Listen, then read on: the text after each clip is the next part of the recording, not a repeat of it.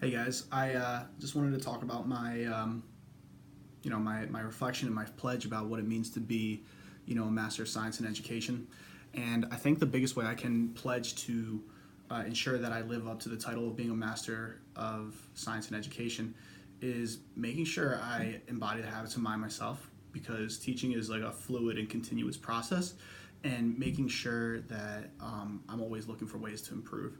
So, you hear that line that's so common now, that to be a lifelong learner, but really it's most important for teachers to really embody that, because we're instilling those roots in lessons in students, right? So the first and foremost thing that I want to focus on is being a lifelong learner, and as I just said, that embodying the habits of mind will make sure that I meet that expectation.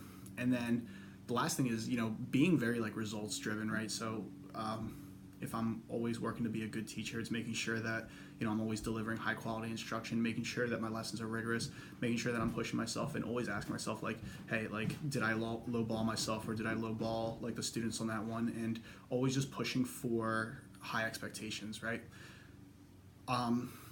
So the three biggest lessons that I took away from like grad school is always just reflecting all the time, right? Like that was one example right there. Is like, hey, did I really push the rigor? Did I really push the limits of my students that day and to expand their knowledge? With that being said, like, another lesson is that there is so much that I've learned about myself through this like teaching experience and over the 4 years that I've been a teacher. And the biggest takeaway I keep coming back to is that you can always improve. Like thinking back to where I was 4 years ago, I never would have thought I would be where I am now. Like I consider myself an okay teacher, but I give myself props where props are deserved, and I give myself like honest looks at where I can improve, right? And the biggest lesson I also taught was I learned from grad school is teaching students by methods that work for them. And so, you see teachers always have set lesson plans or unit plans for each year, right? That lowers the workload a little bit, but the one corner that you can't cut is knowing your students, right? And you can't make assumptions about the students that you have. So putting in that legwork to really figure out who your students are, what styles do they learn best by, what are their strengths, what are their weaknesses, what kind of activities do they like, right? You can best serve them, right? And so that's something that's like a non-negotiable that you're gonna have each year as being a good teacher. You just gotta take that time to figure out who your students are.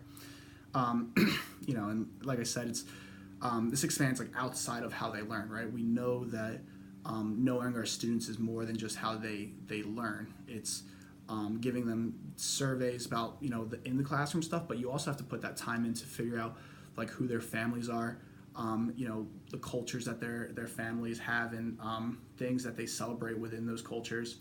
And so thinking back to like what I just said, the biggest thing for me, like that I was asking myself in deciding the criteria for my pledge, was what will keep me growing as a teacher, right? What questions do I continuously need to ask myself, and what criteria do I always need to be scanning to make sure that I'm growing as a teacher?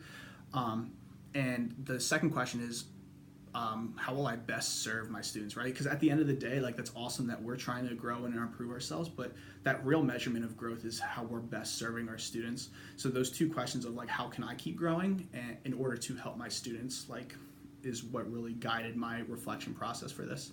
So yeah, thank you. That's my pledge. Go Flyers.